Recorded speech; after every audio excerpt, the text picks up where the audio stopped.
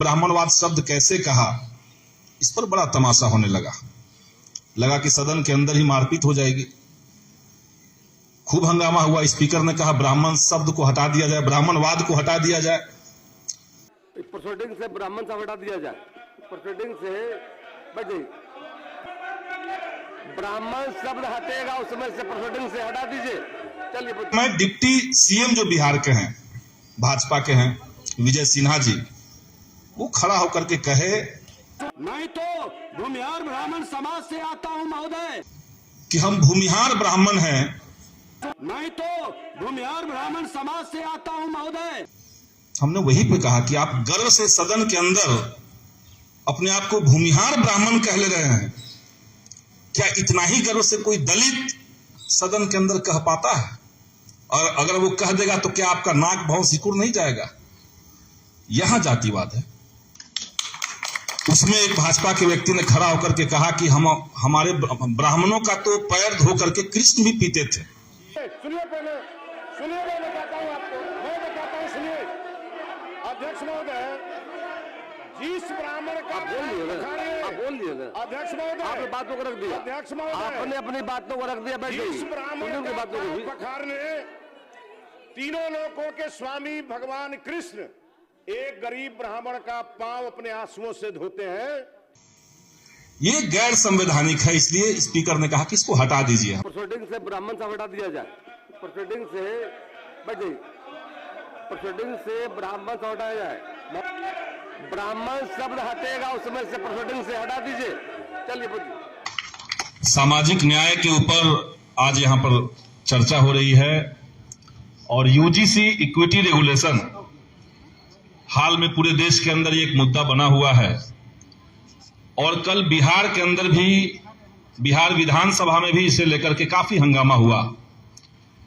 वहां एक प्रस्ताव लेकर के हम आए थे और हमने कहा था कि जो शेड्यूल काम पहले से असेंबली के अंदर है उसको रोक करके बिहार सरकार इस पर चर्चा करे, क्योंकि बिहार में और देश के सभी विश्वविद्यालयों के अंदर जिस तरीके से कास्टिज्म है, कास्ट एट्रोसिटी है, भेदभाव है, उसको रोकने के लिए अगर कोई कानून आ रहा है तो उस पर चर्चा होनी चाहिए। यही बात हमने कही थी। हमने कहा कि यूजीसी ने जो रेगुलेशन लाया वो तो कोई विपक्ष के मांग पे आया नहीं था। वो तो खुद यूजीसी का संसदीय पैनल को दिया हुआ, सुप्रीम कोर्ट में जमा किया हुआ एक आंकड़ा था जिसके ऊपर ये रेगुलेशन आया। लेकिन अनफॉर्चुनेट है कि ब्राह्मणवादी मानसिकता के एक जबरदस्त आक्रोश के चलते, आंदोलन के चलते, और उस आंदोलन के पीछे कौन लोग थे हम लोग जानते हैं, उसके चलते एक दबाव बना, सरकार बैकफुट पे गई, या पहले से जाना तय था, और सुप्रीम कोर्ट ने उस पर रोक लगा दी।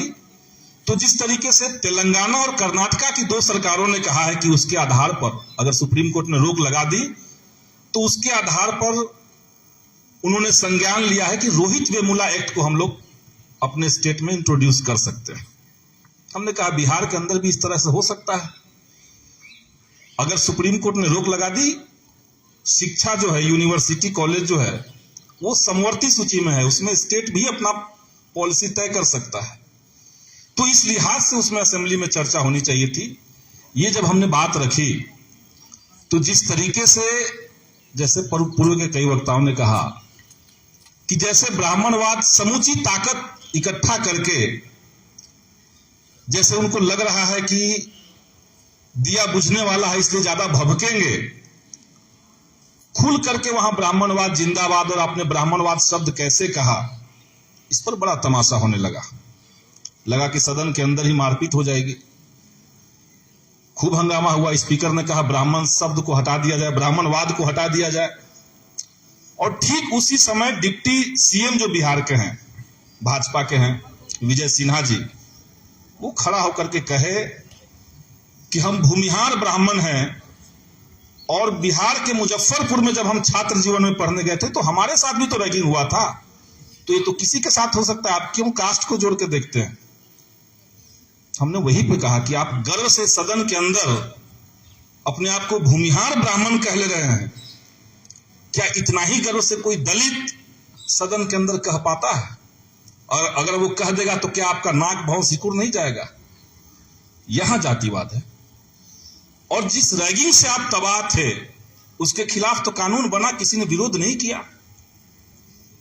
और आज कैंपसेस के अंदर कास्ट डिस्क्रिमिनेशन को लेकर के, कास्ट एट्रोसिटी को लेकर के अगर कोई कानून बन रहा है तब क्यों विरोध कर रहे हैं आप लोग? बात होने दीजिए उस पर। फिर भाजपा में इस बार तो बिहार का विधानसभा का बनावट आप लोग जानते हैं। रणवीर सेना पूरा उठ करके सदन के अंदर बैठा हुआ है। उसमें एक भाजपा के व्यक्ति ने खड़ा होकर के कहा कि हमारे ब्राह्मणों का तो पैर धो करके कृष्ण भी पीते थे। आप ब्राह्मण के खिलाफ बोल रहे हैं? ब्राह्मण नहीं होगा तो किसी की शादी नहीं होगी, ब्राह्मण नहीं होगा तो किसी का श्राद्ध नहीं होगा। हमने कहा ये नियम बनाया किसने? आप ही लोग तो बनाए। और कौन करा कि शादी नहीं होगा, श्राद्ध नहीं होगा? सब होगा, सब होता ही है। तो खैर, ये बिहार के अंदर, देश के अंदर ब्राह्मणवाद जिंदाबाद जो नारा लगा, दिल्ली में भी, पटना में भी कई जगह पे हमने देखा कि ब्राह्मणवाद जिंदाबाद अचानक से खूब बढ़ गया। और लोग जो हैं धीरे धीरे एक न्यू नॉर्मल बनाने की कोशिश चल रही है देश के भीतर कि आप ब्राह्मणवाद क्यों कहते हैं, राजपूतवाद क्यों नहीं कहते हैं, कोई और वाद क्यों नहीं कहते हैं? तो आप मनुवादियों को ब्राह्मणवाद कहते हैं, बस इसीलिए हमें बुरा लगता है। ये गैर संवैधानिक है, इसलिए स्पीकर ने कहा कि इसको हटा दीजिए। हमने कहा गैर संवैधानिक? Baba Saheb Bhimrao Ambedkar annihilation of caste की जब बात करते हैं तो वो तो ब्राह्मणिज्म शब्द बार बार इस्तेमाल करते हैं। भारत का इतिहास, अब तक का जो इतिहास है वो बुद्धिज्म और ब्राह्मणिज्म के कॉन्ट्रडिक्शन का इतिहास है। वो कहते हैं दो एनिमी जो है वो ब्राह्मणिज्म और कैपिटलिज्म है, ये भी वो कहते हैं। तो इसलिए ब्राह्मण से उनको दिक्कत नहीं है। ब्राह्मण कोई कह सकता है, गर्व से कह सकता है, लड़ सकता है, लेकिन ब्राह्मणवाद मत कहिए। और कैंपसेस के अंदर किस तरीके से जातिवाद रहता है, जातिवाद लागू होता है, वो जेएनयू के दिनों में भी हम लोग देखे। जेएनयू वो लिगेसी रखता है देश के अंदर, सामाजिक न्याय के मुद्दे पर संघर्ष की वो लिगेसी जेएनयू रखता है कि जब पूरे देश के अंदर ओबीसी आरक्षण लागू नहीं था, 2007 में ओबीसी आरक्षण लागू हुआ। जेएनयू 1992 से अपने यहां ओबीसी आरक्षण तरीके से लागू करके रखा हुआ था। ये जेएनयू स्टूडेंट यूनियन की लेगेसी है। जिस साल मेरा दाखिला जेएनयू के अंदर हुआ, 2007 में मैं यहां मास्टर्स का स्टूडेंट स्कूल ऑफ लैंग्वेज में आया था, तो उस समय ओबीसी आरक्षण 27% लागू नहीं था, लेकिन जेएनयू में ओबीसी को 5 अंक मिलते थे। और ओबीसी सर्टिफिकेट चूंकि हम लेके नहीं आए थे तो हमें घर जाना पड़ा, क्योंकि 5 नंबर हटाने के बाद हम मेरिट से बाहर चले गए थे। तो उस समय जेएनयू में ओबीसी आरक्षण लागू था।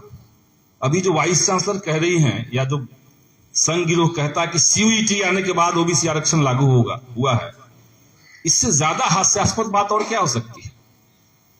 2007 के बाद जब ओबीसी आरक्षण लागू हुआ, ये कैंपस गवाह है न केवल जेएनयू के अंदर बल्कि देश के सभी विश्वविद्यालयों में ओबीसी आरक्षण ठीक से लागू कैसे होगा, उसकी लड़ाई का नेतृत्व जेएनयू स्टूडेंट यूनियन ने किया था। 2008, 2009, 2010 ये 3 साल जो कैंपस के अंदर जो पुराने छात्र होंगे वो जानते होंगे, उस समय सुप्रीम कोर्ट के आरक्षण के फैसले को जेएनयू के वाइस चांसलर ने गलत तरीके से इंटरप्रेट किया, उसकी व्याख्या गलत कर दी, और जो 27% आरक्षण लागू होना चाहिए था, जेएनयू में उस समय 3 फेज में चूंकि आरक्षण लागू हुआ था। लोबियाल सर हमारे हर आंदोलन में रहते थे। उस समय जेएनयू में 16% से ज्यादा ओबीसी बढ़ता नहीं था। तो मामला था गलत व्याख्या की। प्रशासन लग करके कट ऑफ की गलत व्याख्या करता रहा। जनरल कैंडिडेट जो होंगे, जनरल कैटेगरी के जो कैंडिडेट थे, उनके लिए प्रशासन 40 नंबर तक आता था कट ऑफ के अंदर। अगर सीट अवेलेबल है तो 40 नंबर तक जाकर के देखेंगे, अगर वो उसमें आ गया तो उसका एडमिशन तय है। लेकिन अगर कोई ओबीसी है और जनरल 70 पे कट ऑफ गया है तो ओबीसी को 60 नंबर तक ही लॉक कर देंगे, उसके नीचे नहीं आएंगे, जिसके तो सीटें नहीं भरती थी। 3 साल वो लड़ाई लड़ा गया। जेएनयू में एड ब्लॉक पे कई आंदोलन हुए, 5-7 तो भूख हड़ताल हुआ, फाइनली हाई कोर्ट में और सुप्रीम कोर्ट में जाकर के हम लोग जीते। उसके बाद देश भर के विश्वविद्यालयों में ओबीसी आरक्षण ठीक तरीके से लागू होना शुरू हुआ। तो उस लड़ाई की लीगेसी जेएनयू स्टूडेंट यूनियन के पास।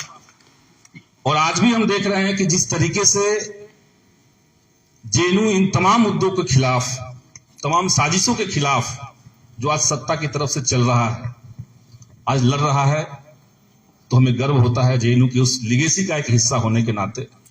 हमें गर्व होता है कि आज जब चौतरफा हमला देश के ऊपर है और ये जो सामाजिक न्याय की लड़ाई है, इसके साथ साथ एक और मुद्दा हम आपके सामने कहेंगे। अभी हम लोग चूंकि बिहार से जस्ट आए हैं, बिहार में हाल के दिनों में छोटी बच्चियों के साथ, छात्राओं के साथ यौन उत्पीड़न की घटना, हत्या और बलात्कार की घटना इतनी ज्यादा संख्या में बढ़ गई कि हर दिन अखबार में चल रहा है। 3 साल, 4 साल, 7 साल, 8 साल, 10 साल की बच्चियों के साथ। और इसके ऊपर जब हमने एक बात कही, कल विधानसभा के अंदर हमने एक बात कही कि केवल पुलिस की कुछ लापरवाही है, मामला केवल इतना तो नहीं हो सकता है अगर ये चीजें बढ़ रही है, बल्कि उसका एक बात हमने लिंक करने की कोशिश की कि जिस तरीके से अभी एप्स्टीन फाइल सामने आया और हिंदुस्तान का केंद्रीय मंत्री हरदीप सिंह पुरी,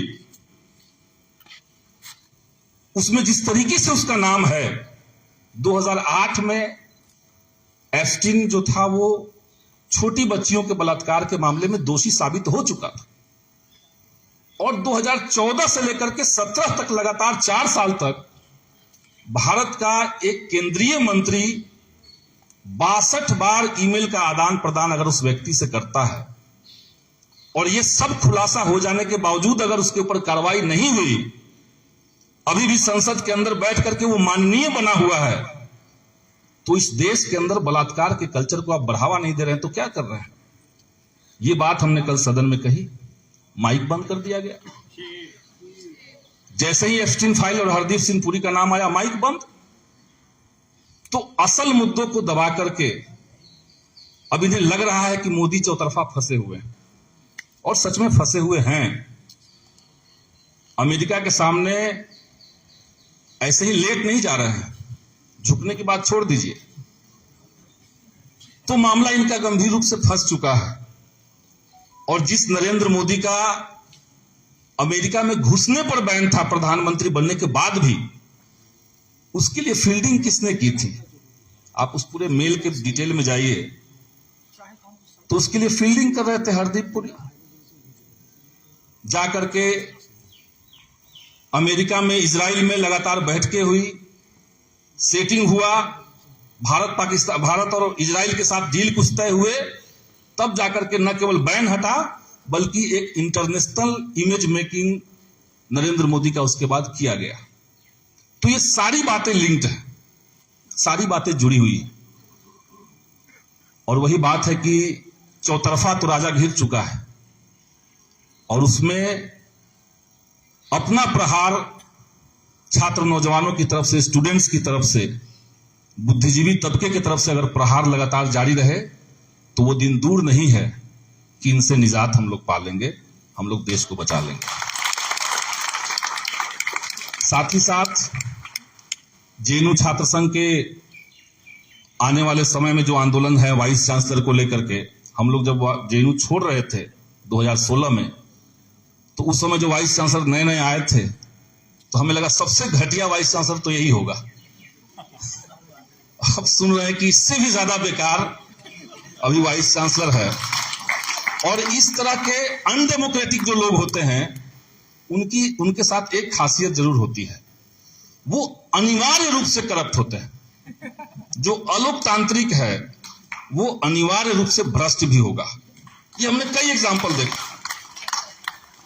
और उस समय तो छोटे छोटे घुसखोरी होती थी। अभी जेएनयू स्टूडेंट यूनियन ने जो बात रखा, हम लोग के टाइम पे नारा लगता था कि जब गमले लगवाता है वीसी पैसे खाता है। उस समय गमला लगा करके वाइस चांसलर पैसा खाता था। अब तो बड़ा बड़ा चीज कर रहा है, मूर्ति लगा करके। लाइब्रेरी में जो मशीन लगाने की बात चल रही थी वो केवल मशीन का मामला नहीं था, उसमें पैसा भी जुड़ा हुआ था। जो एजेंसी उसको लगवाया होगा उसके साथ मीटिंग हुआ होगा। वाइस चांसलर कह रही कि हमने बैठक करके उसको किया है, तो बैठक उसी एजेंसी के साथ हुआ होगा, उसी में दाम तय हो गया होगा कितना % मिलेगा। तो ये लड़ाई आगे बढ़े इसी तरीके से, और हम लोग लड़ेंगे, जीतेंगे। इसी के साथ अपनी बात को खत्म करते हैं। बहुत बहुत धन्यवाद।